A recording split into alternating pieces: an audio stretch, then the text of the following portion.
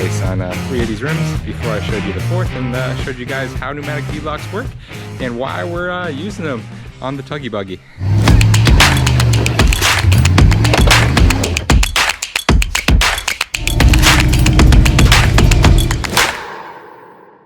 So obviously the Tuggy Buggy is floating right now. I got to rebuild all 4 corners of those brakes and do a disc conversion on that. So that's why it's floating. The wheels are currently off right now, and 3 of them have pneumatic beadlocks resting on the inside. As you can see, I have the cases and the tubes already in these rims right now. Basically, it's a tire inside a tire, and it makes these tires a double beadlock without having any external beadlocks, and it lets you do, you know, really heavy-duty beadlocks on aluminum rims. So that's why I'm doing it. Lightweight on the Tuggy Buggy, and I've never ran pneumatic beadlocks before. I wanted to try, and the folks at Coyote Beadlocks were super nice, super wonderful people to talk to on the phone, walk you through anything, and yeah, so I went for pneumatic beadlocks thanks to that one, Coyote Enterprises. So should be fun. Let's get to the last one. Let's get to wrestling. Alright guys, here's my stock 17-inch aluminum rim. Came off the 39 in the back. I think I bought these off a Dodge 2500 truck back in the day. They're 8x6.5, and as you can see, we got sensors in the middle and a little bit of buildup of residue on the sides. And you know, if you're Coyote Enterprises watching this, I promise these will be clean by the time they go in. They won't, but you know, we can pretend. You're supposed to clean the rims completely, but I don't feel like taking the wire wheel out and scuffing up the aluminum, so we're just going to leave this little bit of buildup right here, and we just won't tell anyone about it. Anyways, first step for removing the beadlocks is I'm going to remove the Schrader valve. All I'm going to do is take off the sensor and then pull the Schrader valve out. Nothing to it, and then I'm going to measure 6 to 8 inches up, which coincidentally puts me right here in the middle of these 2 spokes, and where the inner tube is going to sit. So once we get to that point, I can talk you guys through why that's going there and what that Schrader valve is going to do.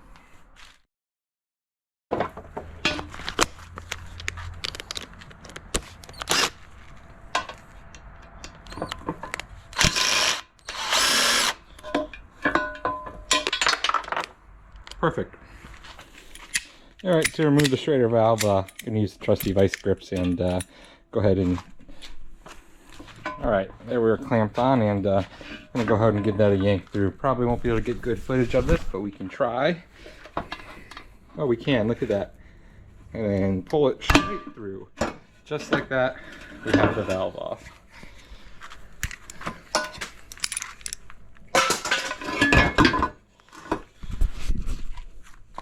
Okay, old valve is out of its seat. Happy with that, as I said. Okay, next step that we're going to do is put in our inner beadlock tubes. What that's going to do is fill up that inner tube and actually create the pressure in the beadlock case, and that's going to create the double beadlock. So, got to have 2 Schrader valves, one for the inner tube and then one for the you know, original tire. That's the way it works. And rather than just explaining this to you, let me go ahead and show you. Okay, let me just preface all this by saying that Coyote Enterprises has an absolutely incredible video on all of the parts as well as installing these pieces. So watch that video and follow that video. This is by no means trying to take that video spot. That video is absolutely superb and very wonderful and very educational at installing pneumatic beadlocks. This one's mostly just to document the journey of the Tuggy Buggy. So anyways, here's the inner tube. This is what acts like a tire inside the tire. This inner tube rests in the middle of this case. This case is what presses against the beads of the tires. It is very thick. That's how it works. And then we have the secondary air channel that's going to go through the place of the old air valve and be able to fill up the tire outside, you know, the beadlock pressing on the bead. So that's how the 3 main components work. Super easy to do, but in terms of where you want to put and install your inner beads, you know, air valve, it's 6 to 8 inches past your factory hole. Factory hole's right here, 6 to 8 inches. I can tell because it's my hand width, and you know, but no, just kidding. It actually lines up pretty perfect with between these spokes, and as I've already done 3, I know exactly where to put in terms of depth for the tube. There's a fancy way of just putting the tube over the rim itself and partially inflating it to find that measurement yourself, but I know where it's at, so I'm just going to drill it. It's right here. So I'm going to go ahead and drill that out. once that's drilled out, we can start installing these pneumatic beadlocks. And again, like I said, if you want to learn how to do this, or you want to how to watch that Coyote Enterprise video, it is wonderful and very educational. This is just to document it. Let me just, you know, keep prefacing that. So I'm gonna get to building this. Let's do it. So I've got my spot marked. I'm gonna go ahead and try and drill this as perpendicular as I can.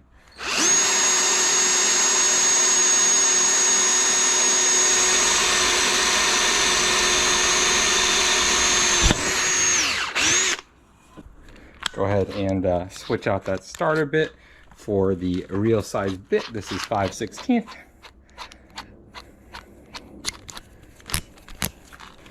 And keep going.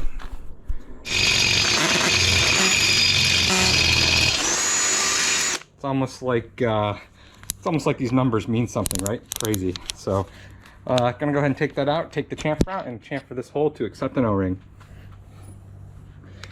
Gonna use a 45-degree chamfer here, and I'm gonna be careful to not chamfer this too much, just enough to accept the O-ring.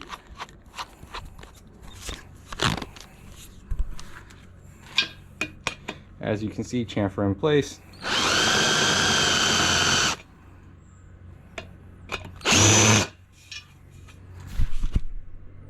You can see the chamfer on that, and that should be able to accept an O-ring. You have to chamfer the inside as well.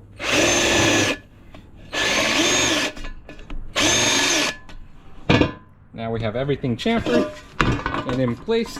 Go ahead and wipe all that off. And we're ready to mount the tire onto this rim and then start mounting the beadlock equipment. So get ready to watch a wrestling match between a 280-pound guy and some 37-inch tires. Let's get it.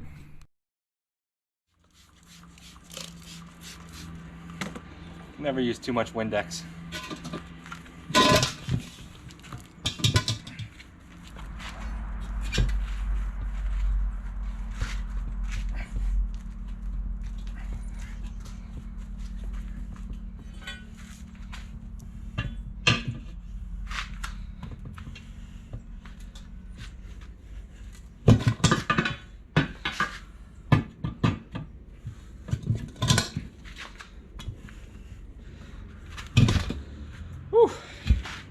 If that took me that long, that's not a good sign for what's to come.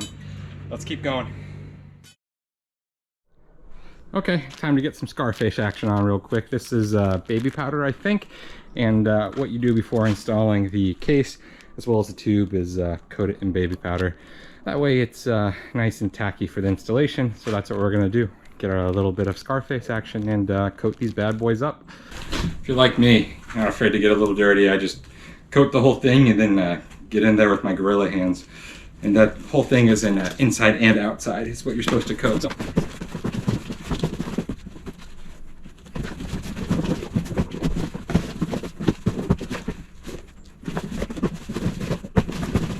All right, like a powdered donut. Next up's going to be putting the bottom bead, the inner bead of this case, inside the rim, also inside the rubber. So now is where we start to get the little sandwich action going in. So I'm going to get this set up, and then I'll tell you guys how I jimmy this in. All right, so we're looking at the same thing, just got part of that lip into the aluminum rim, and the double overlapping goes right opposite of your valves to work with tire balance, I think. But now it's the same issue. We have to stretch that inner case around the outside lip of the rim in order to get it in place. I've been using the crowbar and a screwdriver. Probably not the approved method since, you know, metal rips fabric, but it's a method I've been using and it's working. So I'm gonna keep working it. If you have a better way to do it that way. So that's the way I'm gonna do it. And quite simple, really. All you do is push that lower bead around the edge of the rim until it's nice and tight right here. And I'm gonna get the crowbar out and start prying at this. Probably not a great way to show this, but I'll set the camera up anyways.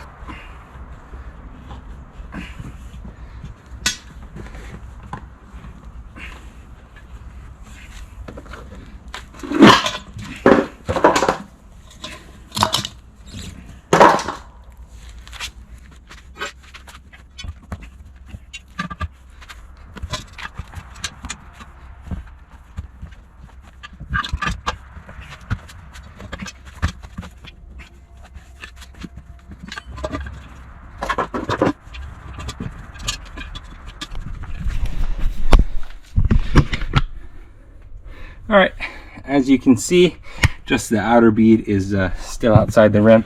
Inner bead's all in place, and I pushed it as far down as I can. Now we're going to install that inner tube. Same thing though, gotta baby powder it up. All right, so wow, got a little bit of baby powder in my hands. Next step's gonna be putting that inner tube inside the beadlock case, as well as, you know, inside the rubber. So basically making a sandwich, throwing it through the middle.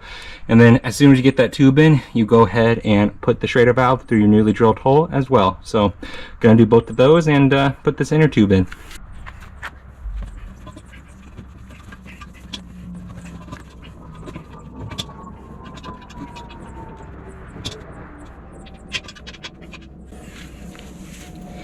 Just got the Schrader valve through my newly drilled hole.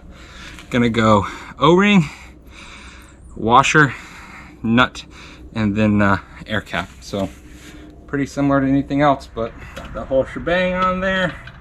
Go ahead and make that hand tight. That way it stays in place, loosely stays in place, I should say. Don't want to force any of this into place. It should all just sit there and rest.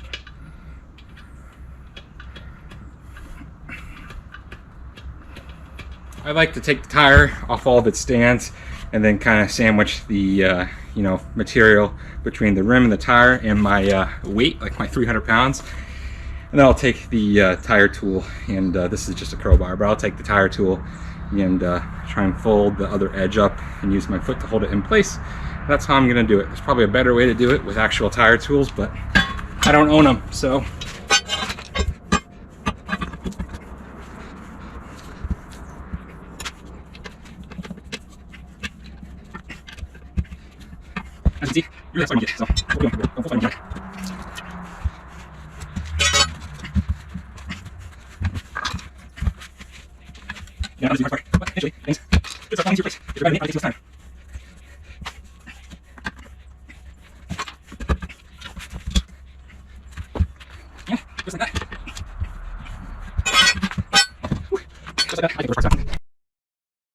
Okay, excuse the breathing hard.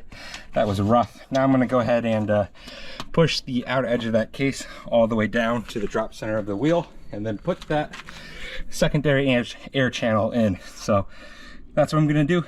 A little more wrestling to be done. All right, probably can't see it in there, but you can no longer see the inner tube and you can only see the case. So that's what I'm gonna go for. Now that I know the case is on the inside of that, gonna go ahead and feed my secondary air channel in. That's how it works. Kind of sits in there in that air pocket.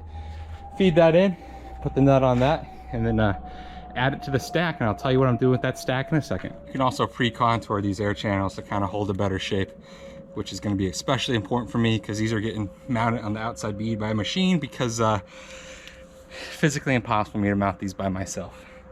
All I'm going to do is tear up the inner edge of the tires with the crowbars trying to do it. So going to use a machine, hopefully not ruin anything. Again, never done this before, so Coyote Enterprises, if you get a call and need some replacement parts, that's why.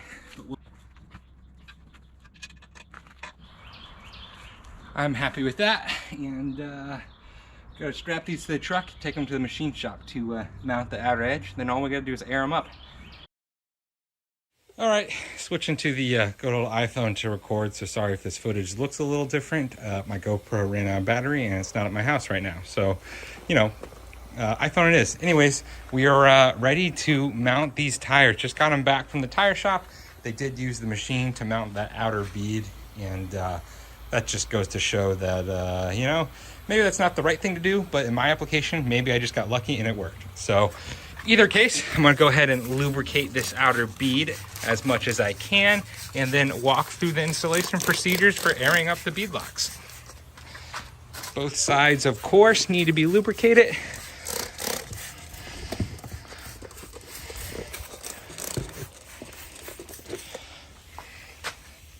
Okay, so in terms of airing up these pneumatic beadlocks, so you have two air valves, obviously one for the inner tube and one for the tire itself. To air it up, all you're gonna do is air that inner tube valve up to about 10 PSI, just enough to get that inner tube touching the rubber itself, not enough to actually break the bead of the rubber. You're not supposed to do that. You'll probably harm it if you do it like that. So not supposed to do it like that, so I'm not going to. But once that inner one is up to 10 psi, you move on to the outer Schrader valve, and that outer Schrader valve you air up until the beads pop on the tire, just like you would a normal tire.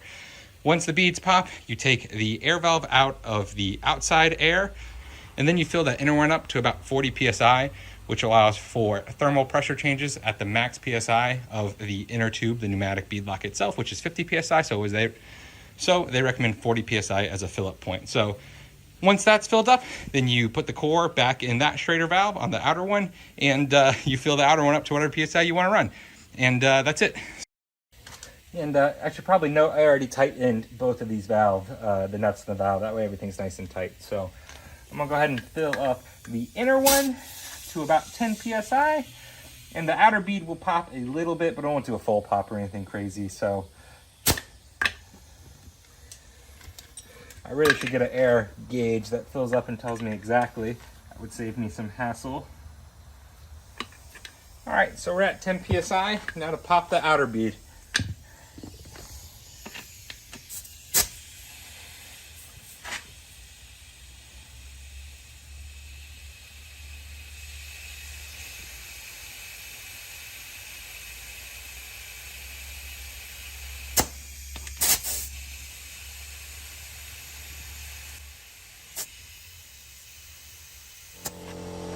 Alright, so we got the bead in place. Not sure what the iPhone picked up in terms of recording, but next step's going to be take all the pressure out of the outer tire now that the bead's in place.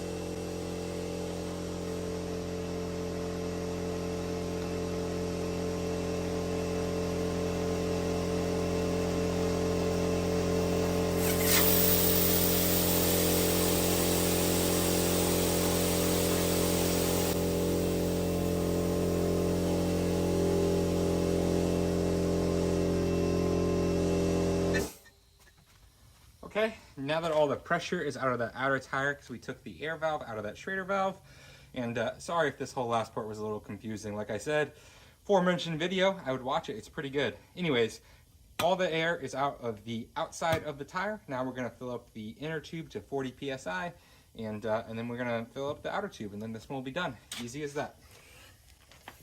I say easy as that, like something crazy is not going to happen, but we'll see.